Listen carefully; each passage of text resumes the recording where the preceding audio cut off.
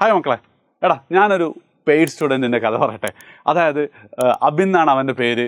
അവന് കഴിഞ്ഞ തിങ്കളാഴ്ചയായിരുന്നു lab exam, കെമിസ്ട്രിയിലാണെന്ന് തോന്നുന്നുണ്ട്. പക്ഷെ അവൻ ഞങ്ങളുടെ ഞായറാഴ്ചത്തെ JEE ഫുൾ മാരത്തോണും കണ്ടിട്ട് രാത്രി എന്നോട് പറഞ്ഞു, സാറേ അടിപൊളിയായിരുന്നു എന്നാണ്. അപ്പോൾ ഞാൻ ചോദിച്ചു, എല്ലടാ നിൻ്റെ ലാബ് എപ്പോഴാണ്? സാർ നാളെ. അപ്പോൾ നീ പഠിക്കുന്നില്ലേ? അത് രാവിലെ സ്കൂളിൽ പോകുമ്പോൾ നോക്കിയാൽ മതി.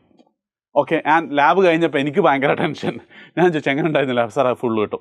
അപ്പം ഇങ്ങനെ കഴിഞ്ഞ 2 വർഷമായിട്ട് എല്ലാം മറന്നിട്ട് JEEക്ക് വേണ്ടി പ്രിപ്പയർ ചെയ്ത ഒരുപാട് മക്കൾ എന്തുണ്ടാവും, ഈ ഒരു വീഡിയോ കാണുന്നുണ്ടാവും. അപ്പം നിങ്ങൾ എന്താണ്, നമ്മളുടെ ആ ഒരു കാത്തിരിപ്പ് അവസാനിക്കാറായില്ലേ? ജനുവരി 27 മുതൽ, നിങ്ങൾ ഡേറ്റ് എക്സാക്റ്റ്ലി എപ്പോൾ എന്നറിയില്ലെങ്കിലും ജനുവരി 27 മുതൽ JEE സ്റ്റാർട്ട് ചെയ്യാൻ പോവാണ്. അപ്പം എനിക്ക് നിങ്ങളോട് പറയാനുള്ള കാര്യം എന്താ വെച്ചാൽ, നിങ്ങൾ ഒട്ടും ടെൻഷൻ അടിക്കേണ്ട. അതായത് ഈ എല്ലാ പ്രതികൂല സാഹചര്യങ്ങളെയും ഒടും പടപൊരുതിയിട്ട് നിങ്ങൾ ഇത്രയും എഫേർട്ട് എടുത്തിട്ടുണ്ട്. ഈ ഒരു എഫേർട്ട് തന്നെ ഇന്ത്യയിലുള്ള +1ഉം +2ൻ്റെയും കൂടെ JEE എഴുതുന്ന ഭൂരിഭാഗം കുട്ടികൾ എടുക്കാൻ സാധ്യതയുള്ളൂ. സോ നിങ്ങൾക്ക് എന്താണ്, ഉറപ്പായിട്ടും അടുത്ത ഈ ഒരു JEEയിൽ തന്നെ ഒരു 98-99% തന്നെ എത്തും തന്നെയാണ് എൻ്റെ ഒരു പ്രതീക്ഷ. നിങ്ങൾ അവസാനം വരെ കോൺഫിഡൻറ്റോടെ ഇരിക്കുക, വളരെ ധൈര്യത്തിൽ തന്നെ നിങ്ങൾ പരീക്ഷ എഴുതുക. ആൻഡ് ഇനി കുറച്ച് കുട്ടികൾ ഉറപ്പായിട്ടുണ്ടാവും എന്താണ്, +1ലേക്ക് എത്തുമ്പം വളരെ ആവേശപൂർവ്വം JEE എഴുതണം, ക്ലിയർ ചെയ്യണം, ഫസ്റ്റ് അറ്റംപ്റ്റ് തന്നെ ക്ലിയർ ചെയ്യണം, NITയിലോ IITയിലോ പഠിക്കണം എന്നൊക്കെ ആഗ്രഹിച്ച്. പക്ഷേ ആ ഒരു ഫ്ലോയുടെ ഇടയിൽ സ്കൂളും അതേപോലെ തന്നെ ഈ എൻട്രൻസ് കോച്ചിങ്ങും ഒരുമിച്ച് കൊണ്ടുപോകാൻ പറ്റാതെ പാതി വഴിക്ക് നിർത്തിപ്പോയ ഒരുപാട് കുട്ടികളുണ്ടാവും. ആൻഡ് നിങ്ങളോട് എനിക്ക് പറയാനുള്ളതെന്ന് വെച്ചാൽ, കേരളത്തിൽ ഇന്ന് +2 പഠിക്കുന്ന 95% കുട്ടികൾ നിങ്ങളെപ്പോലെ തന്നെയാണ്. എന്താണ്, നിങ്ങൾ അത്ര മോശക്കാരെന്നല്ല. കാരണം എന്താ വെച്ചാൽ അതൊരു യാഥാർത്ഥ്യമാണ്. എന്ത്, സ്കൂളും അതിൻ്റെ കൂടെ തന്നെ എൻട്രൻസ് കോച്ചിങ് ഒരുമിച്ച് കൊണ്ടുപോകാന്ന് പറയുന്നത് വളരെ വളരെ കുറച്ച് പേർക്ക് മാത്രം സാധിക്കുന്ന ഒരു കാര്യമാണ്. അതുകൊണ്ട് തന്നെ എന്ത് ചെയ്യുക, നിങ്ങൾ നിരാശരാകേണ്ട ആവശ്യമില്ല. എന്നും മാത്രമല്ല, നിങ്ങളോട് എനിക്ക് പറയാനുള്ളത്, ഇങ്ങനെ രണ്ടും കൂടെ തട്ടിമുട്ടിയൊക്കെ പോയിട്ട് ഏകദേശം ഒരു 30-40% പഠിച്ച ചില കുട്ടികളെ എനിക്ക് എന്ത് ചെയ്യാൻ പറ്റിയിട്ടുണ്ട്, NITയിലൊക്കെ എത്തിയത് കാണാൻ പറ്റിയിട്ടുണ്ട്. അപ്പോൾ അവരൊക്കെ ചെയ്തത് ഒരൊറ്റ കാര്യം മാത്രമാണ്, ലാസ്റ്റ് മൊമെൻ്റ് വരെ കോൺഫിഡൻറ്റോട് കൂടിയിരുന്നു. എന്ന് മാത്രമല്ല, നിങ്ങളൊക്കെ ചെയ്യാൻ പോകുന്ന ഒരു വലിയ മിസ്റ്റേക്ക് അവർ ചെയ്തിട്ടില്ല. കാരണം എന്താ, ഈ 90 ക്വസ്റ്റ്യനൊക്കെ കാണുമ്പോൾ ഒരു 3, 4, 5, 6 ആകെ കിട്ടിയിട്ടുള്ളൂ. പിന്നെ നമ്മൾ കറക്കി കുത്തിയിട്ട് ആൻസർ അഥവാ കിട്ടിയാലോ എന്നൊക്കെ വിചാരിക്കും. ഒരു കാരണവശാലും ചെയ്യരുത്.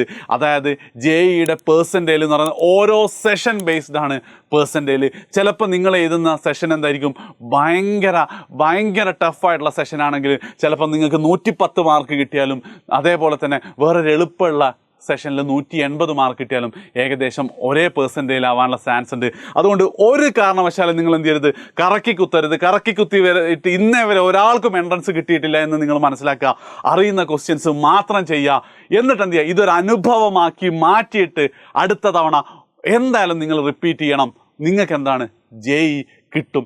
NITയിലോ IITയിലോ പഠിച്ചാലുള്ള ഗുണം ഞാൻ നിങ്ങളോട് പറയേണ്ട ആവശ്യമില്ലല്ലോ.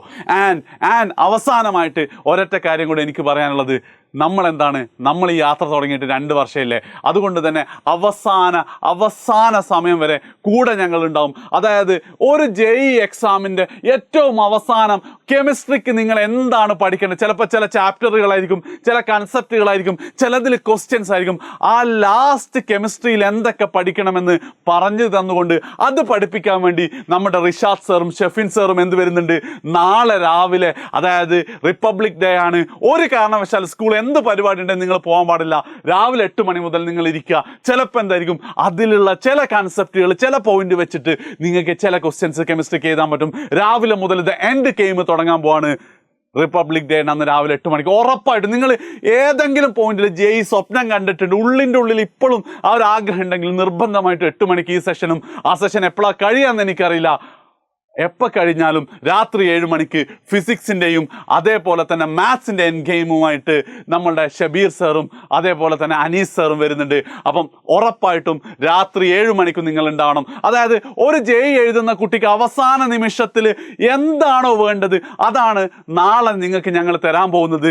ജാനുവരി 26 നിങ്ങൾക്ക് മുഴുവനായിട്ട് കണ്ടു തീർക്കാൻ പറ്റില്ല. എന്നാണോ നിങ്ങൾ JEE എഴുതുന്നത് അതുവരെ ഇത് കണ്ടുകൊണ്ടേയിരിക്കുക, സെയിം വീഡിയോ കണ്ടുകൊണ്ടേയിരിക്കുക. That will be the best thing. ഒരിക്കൽ കൂടെ പറയാം, ഓൾ ദ ബെസ്റ്റ്.